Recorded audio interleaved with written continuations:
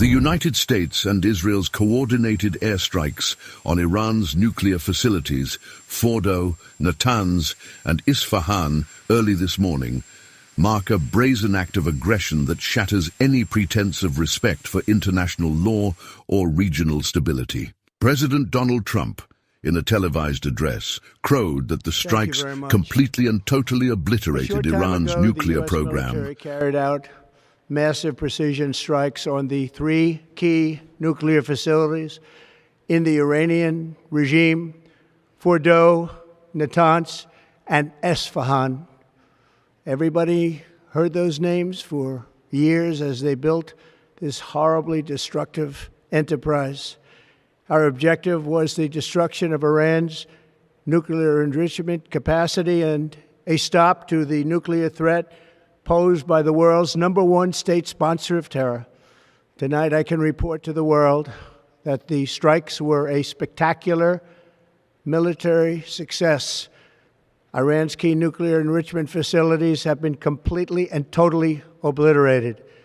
Iran, the bully of the Middle East, must now make peace. If they do not, future attacks will be far greater and a lot easier. While Israeli Prime Minister Benjamin Netanyahu hailed the operation as a historic blow against an existential threat. Congratulations, President Trump. Your bold decision to target Iran's nuclear facilities with the awesome and righteous might of the United States will change history. In Operation Rising Lion, Israel has done truly amazing things. But in tonight's action against Iran's nuclear facilities, America has been truly unsurpassed. It has done what no other country on earth could do. But this triumphalist rhetoric masks a grim reality. The attacks are a reckless gamble that violates Iran's sovereignty, inflames an already volatile region, and risks plunging the world into a broader conflict with devastating consequences. Far from neutralizing Iran's nuclear ambitions, the campaign is likely to entrench Tehran's resolve, alienate global allies, and expose the US and Israel's imperialist agenda for what it is, a relentless drive to dominate the Middle East at any cost.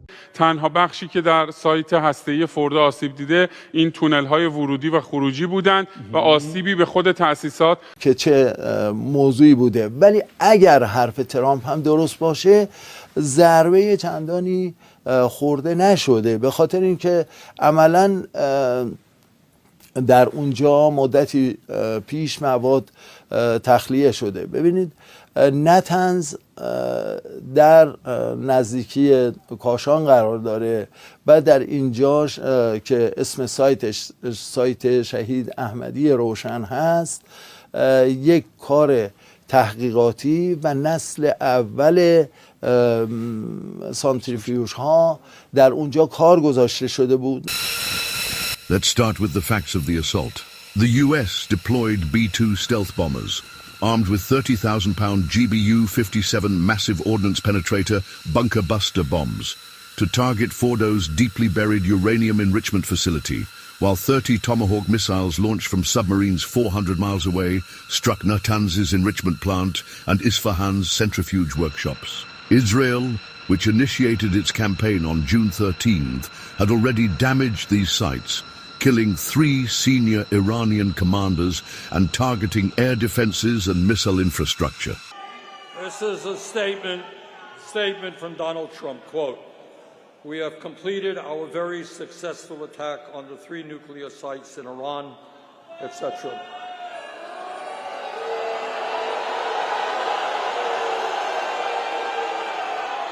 The US strikes were not a spontaneous response, but a meticulously planned escalation, rehearsed with Israel over a year ago, according to ABC News. Trump's claim that the facilities were obliterated is dubious. Experts like former US Assistant Secretary of State Mark Kimmett argue that Fordo's fortifications make complete destruction unlikely without sustained ground operations, which neither country is prepared to undertake. Iran's Atomic Energy Organization dismissed the attacks as savage, but vowed to continue its nuclear program, underscoring the futility of this military approach. The legal and moral bankruptcy of this campaign is undeniable. Iran's nuclear facilities are under IAEA monitoring, and strikes on safeguarded sites like the Arak Heavy Water Research Reactor violate UN Security Council Resolution 2231 and the 2015 Joint Comprehensive Plan of Action, JCPOA. Tell you something, not only is this news that I've just heard the second alarming that all of you have just heard, but it is so grossly unconstitutional. All of you know that the only entity that can take this country to war is the U.S. Congress. The president does not have the right. Iran's mission to the UN labeled Israel's earlier attacks war crimes and accused the IAEA of complicity for failing to condemn them, a charge now amplified by U.S. involvement. The UN Charter prohibits military action against a sovereign nation absent self-defense or Security Council approval, neither of which applies here. Iran has not attacked the US or Israel. Its missile strikes on Israeli targets were retaliatory responses to Israel's unprovoked campaign. By joining the assault, the US endorses a dangerous precedent of preemptive strikes based on unverified threats, echoing the catastrophic 2003 Iraq invasion. UN Secretary-General Antonio Guterres called the US operation a direct threat to international peace and security, warning of catastrophic consequences for civilians, the region, and the world. The human toll is staggering and deliberately downplayed by Western media.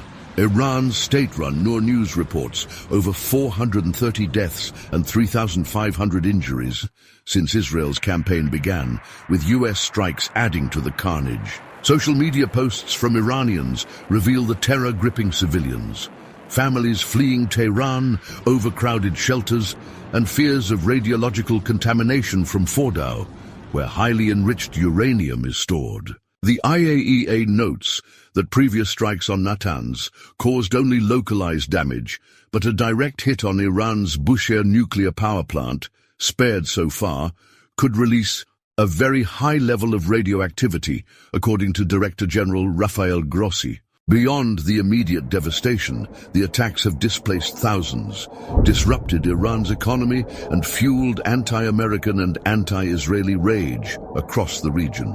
Protests have erupted from Istanbul to Karachi, while Iran's armed forces threaten to target military aid shipments to Israel, signaling potential disruptions in the Strait of Hormuz, a choke point for 20% of global oil. The strategic miscalculation here is profound.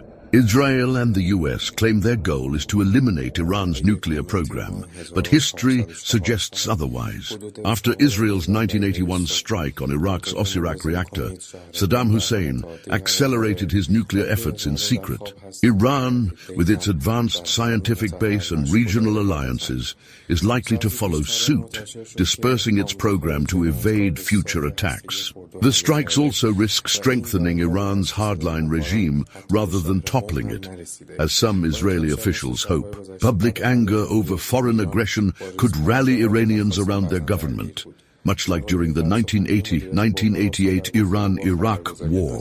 Iran's supreme leader, Ayatollah Ali Khamenei, warned of dire consequences, and Tehran's allies, Lebanese resistance, the Yemen, and militias in Iraq and Syria, retain the capacity for asymmetric retaliation. Houthi leader Hizam al-Assad vowed to target U.S. warships in the Red Sea, while a senior Iranian advisor called for missile strikes on U.S. Navy vessels and the closure of the Strait of Hormuz. These threats could draw U.S. forces into a prolonged conflict, undermining Trump's campaign promise to avoid costly foreign wars. The hypocrisy of the U.S. and Israel's narrative is galling. Both nations accuse Iran of destabilizing the region, yet Israel maintains an undeclared nuclear arsenal of 8,400 warheads facing no international censure. The U.S., which withdrew from the JCPOA in 2018, reimposed sanctions that pushed Iran to resume uranium enrichment, then blamed Tehran for the collapse of diplomacy. Trump's administration ignored Iran's willingness to negotiate, as Foreign Minister Abbas Araghchi noted, refusing talks while under Israeli bombardment. The US contacted Iran through back channels to claim the strikes were contained and not aimed at regime change. But such assurances ring hollow when Iran's infrastructure lies in ruins. Russia and China condemned the attacks, while allies like Egypt and Turkey expressed alarm, with President Abdel Fattah el-Sisi rejecting Israel's campaign and Turkey's leader calling Netanyahu the biggest obstacle to peace. And MAGA figures like Steve Bannon and Representative Marjorie Taylor Greene questioning the intervention. The broader consequences are chilling. The strikes have fractured global alliances, emboldened adversaries, and pushed the Middle East toward a conflict no one can control. Iran's likely retaliation, whether through proxies, cyber attacks, or direct strikes, could target US bases in Iraq, Syria, or the Gulf, where 45,000 American troops are stationed. A disruption in the Strait of Hormuz could spike oil prices, triggering a global economic crisis. The campaign has also undermined the nuclear non-proliferation regime, encouraging other nations to pursue covert programs to deter similar attacks. Diplomatically, the US and Israel face isolation, with the global South increasingly aligning against Western hegemony. Posts on X reflect public outrage, with users like calling Israel's initial strikes unprovoked and illegal, arguing they guaranteed Iranian counterstrikes rather than fostering peace. This campaign is not about security, it's about power. The US and Israel seek to crush a regional rival that dares to challenge their dominance, regardless of the cost. But Iran is not Iraq or Libya. It's a resilient nation with a sophisticated military and a web of alliances. The strikes may have damaged centrifuges, but they've ignited a fire that could consume the region. The world deserves better than this imperialist folly, driven by two nations who mistake bombs for solutions and sow chaos in the name of peace. As the Middle East braces for Iran's response, one thing is clear. The US and Israel have opened a Pandora's box, and no one can predict what horrors will emerge.